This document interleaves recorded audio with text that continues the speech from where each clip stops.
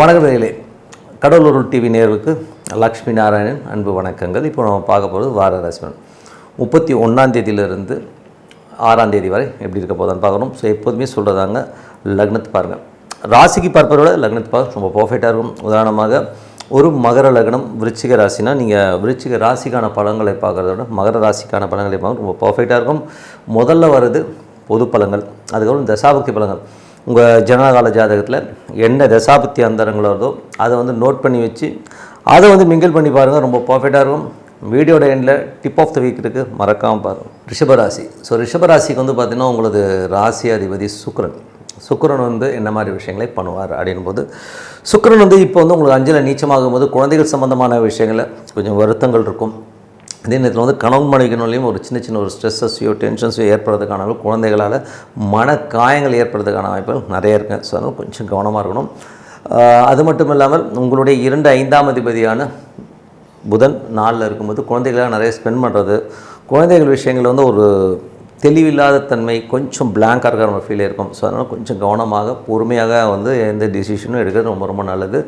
அதுக்கப்புறம் பார்க்கும்போது உங்களுக்கு 3ஆம் அதிபதியான சந்திரன் சிறப்பான பலன்கள், நல்ல லாபங்கள் எல்லாமே அற்புதமாக இருக்கும். நடுவில் ஒரு 2 நாட்கள் புதன் வியாழக்கிழமைகளில் கொஞ்சம் செலவு இருந்தாலும் அதுக்கப்புறம் எல்லாமே சிறப்பாக நடக்கிறதுக்கான வாய்ப்பு எல்லாமே ரொம்ப நல்லா இருக்குது. 4ஆம் அதிபதி சூரியன் ஆட்சி பலத்தோடு அற்புதமாக இருந்தாலும் கேது மற்றும் புதனுடைய சேர்ந்திருக்கும்போது கொஞ்சம் புத்தி தடுமாற்றங்கள், என்ன பண்ணுறோம் ஏது பண்ணுறோம் தெரியாமல் ஒரு சூழ்நிலை ஏற்படுத்தும்.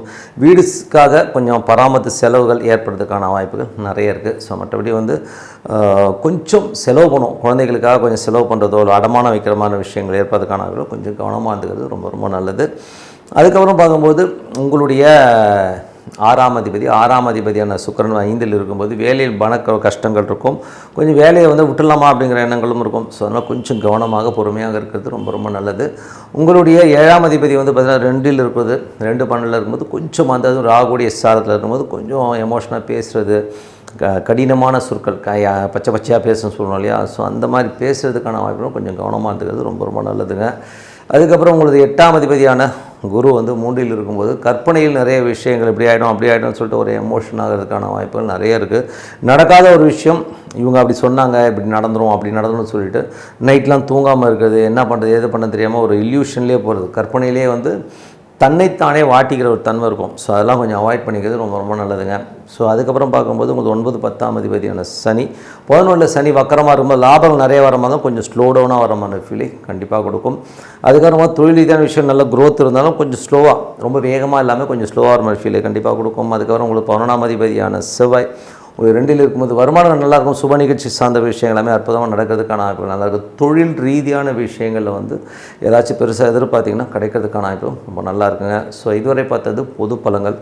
இப்போ பார்க்கும்போது தசாபக்தி பலன்கள். ரிஷப லக்னமாக இருந்து சூரியன் தசை சூரியன் 4ல் இருக்கும்போது அது சூரியன் புதன் கேது இந்த ஒரு காம்பினேஷனில் இருக்கும்போது நமக்கு பேசும்போது தடுமாற்றங்கள், வீடு சொத்துக்கள் சம்பந்தமான விஷயங்கள், வண்டி வாங்கினாலும் சின்ன ஒரு தடுமாற்றம் ஏற்படுறதுக்கான வாய்ப்பு, என்ன பண்ணுறோன்னே தெரியாமல் ஒரு பிளாங்க் ஆகிறதுக்கான சூழ்நிலை இருக்கும். தாயாருடைய உறவுகளையும் கொஞ்சம் நமக்கு என்ன டெசிஷன் எடுக்கிறதுன்னு தெரியாமல் ஒரு குழப்பத்தை ஏற்படுத்தும். அதனால் என்னை பொறுத்த ஒரு வாரம் 10 நாள் எதை பற்றியும் பேசாமல் கம்முன்னு இருக்கிறது ரொம்ப ரொம்ப நல்லது. அதுக்கப்புறம் பார்க்கும்போது ரிஷபலக்னமாக சந்திரன் சிறப்பான விஷயங்கள், நல்ல லாபங்கள், நல்ல ஏற்றங்களை கொடுக்கறதுக்கான வாய்ப்புகள் எல்லாமே அற்புதமாக இருக்குது.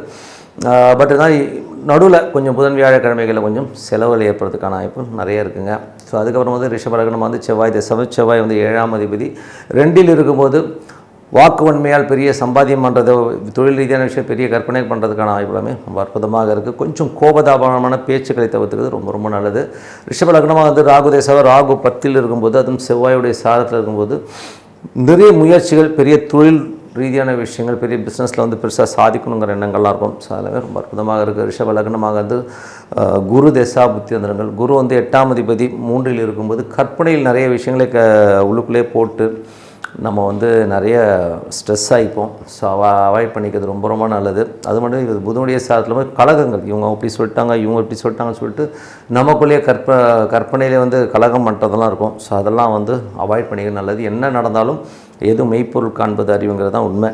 என்ன உண்மைன்றதை நம்ம தெரிஞ்சுக்கிட்டு தான் சத்தம் போகணும். ஸோ அதனால் கொஞ்சம் கவனமாக பொறுமையாக ஹேண்டில் பண்ணுறது ரொம்ப ரொம்ப நல்லது. ரிஷப லக்னமாக இருந்து சனி தசாபுத்தி அந்தரங்கள். சனி பார்த்திங்கன்னா உங்களுக்கு 11 அற்புதமான பலன், நல்ல லாபங்கள் அள்ளி கொடுக்கறதுக்கான வீடு சொத்துக்கள் சம்மந்தமான விஷயம், லீகல் கேஸ் ஏதாச்சும் போயிட்டு இருந்ததுன்னா அதெல்லாம் கிளியராகி ஒரு பணம் வரதுக்கான வாய்ப்புகள் நல்லாவே இருக்குது. ரிஷப லக்னமாக இருந்து கேது திசாபுத்தி அந்தரங்கள். கேது வந்து பார்த்திங்கன்னா உங்களுக்கு வந்து இப்போ வந்து ஒரு நாளில் இருக்குங்க. ஸோ நாளில் இருக்கும்போது கொஞ்சம் தாயார் சார்ந்த ஒரு நம்ம மனக்காயங்களே ஒரு ஸ்ட்ரெஸ்ஸை ஏற்படுறதுக்கான வாய்ப்புகள் ரொம்ப கவனமாக இருக்கணும். ரிஷப லக்னமாக வந்து சுக்கிர திசாவும் சுக்கிரன் 5ல் நீச்சமாக இருக்கும்போது குழந்தைகள் சார்ந்த விஷயம் மனக்காயங்கள் ஏற்படுறதுக்கான வாய்ப்புகள் நிறையா இருக்குது. அது மட்டும் இல்லாமல் பெரிய கடன்கள் சம்மந்தமான விஷயங்களை ஒரு மன உளைச்சலை கொடுத்துரும். ஸோ அதனால் கொஞ்சம் கவனமாக பேசி கவனமாக ஹேண்டில் பண்ணது ரொம்ப ரொம்ப நல்லதுங்க. மற்றபடி என்னங்க, என்னை பொறுத்தவரை நல்ல ஒரு பிரார்த்தனை, அதாவது ஒரு தனிமையான இடத்துல உட்காந்துங்க, நல்ல ஒரு உங்களுக்கு இஷ்ட தெய்வம் எதுவாக இருந்தாலும் உட்காந்து மனதார பிரார்த்தனை பண்ணும்போது கண்டிப்பாக நம்ம அடுத்த லெவல் போகிறதுக்கான இவ்வளோ ரொம்ப சிறப்பாக இருக்குது. Tip of the week. So tip of the வீக்கில் வந்து பார்த்திங்கன்னா நமது வாழ்க்கையில் எல்லா விஷயத்துக்கும் தீர்வாக அமைகிறது பஞ்சாங்கம். ஸோ அது உங்களுடைய ஜாதக ரீதியாக நீங்கள் என்ன கிழமையில் பிறந்தீங்களோ ஸோ அந்த கிழமை அன்னைக்கு வந்து பக்கத்தில் உங்களுக்கு பிடித்த தெய்வத்தை வழிபாடு பண்ணுவதனால் உங்களுக்கு வந்து பார்த்திங்கன்னா உங்களது ஃப்யூச்சர் ரொம்ப சூப்பராக அமைங்க. ஸோ அதுக்கடுத்து நட்சத்திரம், நீங்கள் பிறந்த நட்சத்திரத்தன்னைக்கு அதுக்கு உகந்த தெய்வ மந்திர உச்சாரணம் பண்ண தெரிஞ்சால் பண்ணலாம்.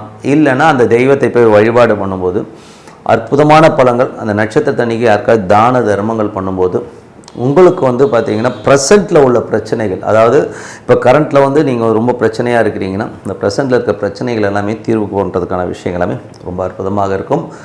அதுக்கப்புறம் பார்க்கும்போது உங்களுடைய திதி, ஸோ நீங்கள் ஒரு திதியில் பிறந்திருப்பீங்க, அந்த திதி வர நாட்களில், அதாவது 15 நாளைக்கு ஒரு வாட்டி வரும் திதி, அந்த திதி வர நாட்களில் வந்து நீங்கள் அன்றைக்கி வந்து யாராவது வயதானவர்களுக்கு ஒரு சாப்பாடு வாங்கி கொடுக்குறது, இல்லை ஒரு லுங்கி, ஒரு 200 ரூபா லுங்கி இருக்கும், ஸோ ஒரு லுங்கி, இந்த மாதிரி விஷயங்களை வாங்கி கொடுக்கும்போது உங்களது பூர்வீக கர்மா, உங்கள் தாத்தா பாட்டி முப்பாட்டனால் வந்த கர்மாக்களை வந்து விலகிறதுக்கான வாய்ப்புகளை அற்புதமாக இருக்கும். அப்புறம் கர்ணம் ஒன்று இருக்குது.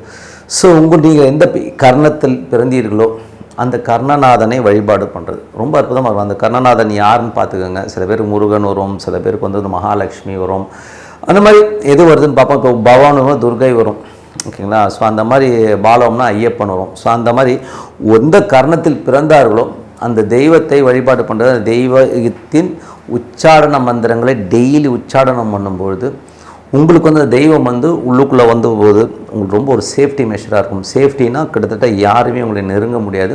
ஒரு அற்புதமான பலன்கள் அடுத்த லெவலில் வந்து பார்த்திங்கன்னா யாருமே உங்களுக்கு கையை வைக்க முடியாது. அந்தளவுக்கு வந்து ஒரு சேஃப்டியாக உங்களை காக்கும் தெய்வமாக அந்த கர்ண தேவதை கண்டிப்பாக இருங்க. ஸோ இதை மட்டும் ஃபாலோ பண்ணிட்டு வாங்க.